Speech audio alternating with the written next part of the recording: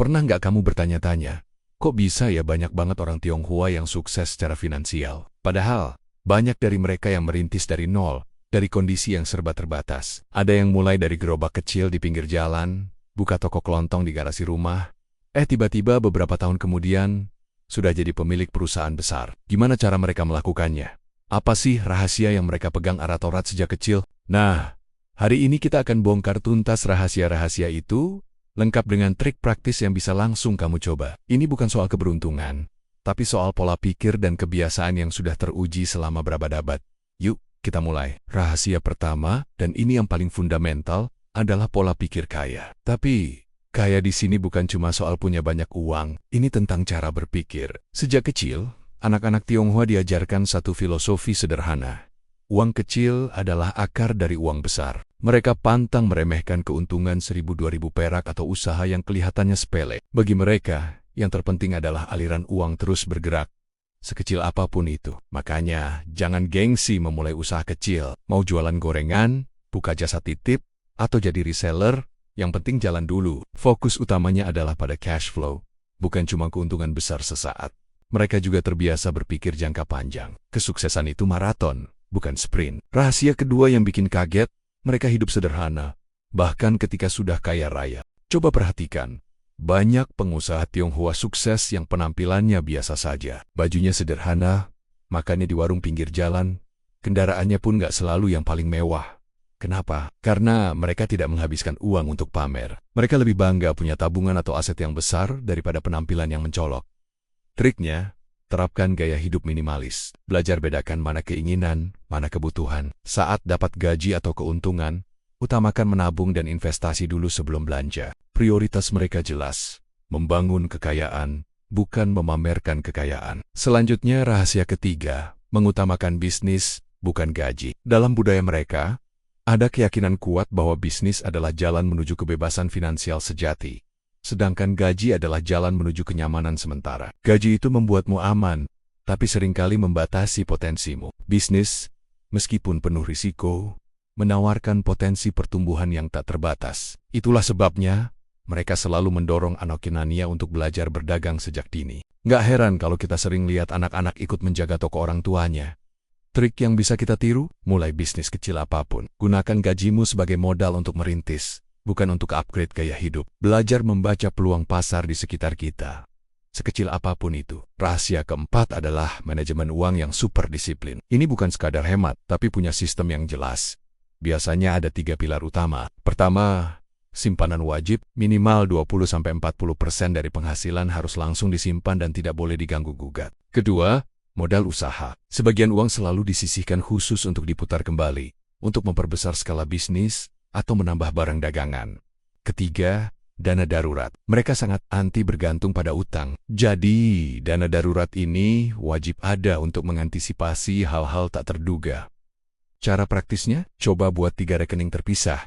1 untuk tabungan jangka panjang, 1 untuk modal usaha, dan 1 lagi untuk dana darurat. Dan yang paling penting, sisihkan uang di awal bulan saat baru gajian, bukan menunggu sisa di akhir bulan. Jangan lupa biasakan juga menyimpan uang receh, karena receh yang diremehkan, kalau dikumpulkan bisa jadi besar. Nah, ini dia prinsip emas dalam berdagang. Rahasia kelima, untung sedikit tapi berputar cepat. Filosofi ini adalah alasan kenapa toko-toko milik orang Tionghoa jarang sepi. Mereka percaya lebih baik mendapatkan untung kecil tapi dari banyak transaksi yang sering, daripada pasang harga tinggi tapi lakunya jarang-jarang.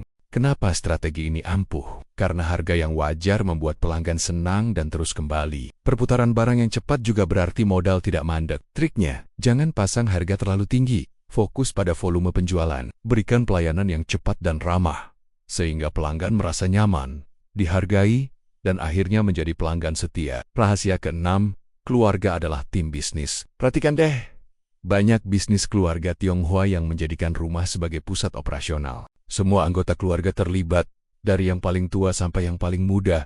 Masing-masing punya peran. Ada yang jaga toko, ada yang mencatat keuangan, ada yang belanja barang. Ini bukan eksploitasi, tapi pendidikan. Dengan melibatkan keluarga, mereka menanamkan nilai-nilai kerja keras, disiplin, dan tanggung jawab sejak dini. Anak-anak jadi belajar tentang uang bukan dari buku, tapi dari praktik langsung. Ini membangun fondasi mental pengusaha sejak kecil. Rahasia ketujuh, tidak gengsi dan tidak malu kerja keras. Dalam budaya mereka, tidak ada pekerjaan yang hina. Yang hina itu adalah malas dan tidak mau berusaha. Mau itu jualan di pasar becek, angkat-angkat barang berat, atau kerja dari subuh sampai tengah malam. Semua dilakoni tanpa mengeluh, terutama saat merintis. Gengsi tidak akan membuat perut kenyang, malu tidak akan membayar tagihan. Inilah mental baja yang membuat mereka bisa bertahan dalam kondisi seberat apapun dan bangkit dari kegagalan. Jadi, buang jauh-jauh rasa malu untuk berjualan atau memulai sesuatu dari bawah. Anggap saja semua itu adalah proses untuk menempa diri.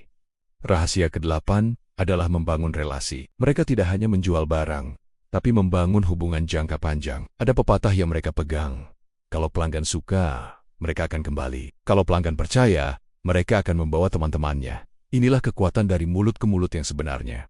Triknya sederhana tapi sangat ampuh. Selalu berikan senyum dan sapa setiap pelanggan yang datang. Kalau bisa, ingat nama dan kebiasaan belanja pelanggan setia. Berikan bonus kecil sesekali, seperti permen atau kalender di akhir tahun. Perhatian-perhatian kecil inilah yang membuat pelanggan merasa dianggap seperti keluarga, bukan sekadar sumber uang. Rahasia ke-9, mereka belajar dari kegagalan dengan sangat cepat. Bisnis itu pasti ada naik turunnya, pasti pernah rugi. Tapi bedanya, ketika mereka mengalami kerugian, mereka tidak buang-buang waktu menyalahkan keadaan, pemerintah, atau pesaing. Mereka langsung introspeksi.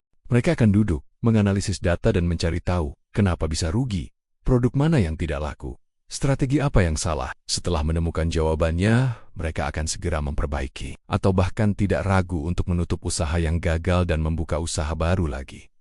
Kuncinya adalah evaluasi rutin. Catat pemasukan dan pengeluaran setiap hari. Jangan takut mencoba hal baru, karena kegagalan terbesar adalah tidak pernah mencoba sama sekali. Dan yang terakhir, rahasia ke-10. Diversifikasi. Jangan pernah menaruh semua telur dalam satu keranjang.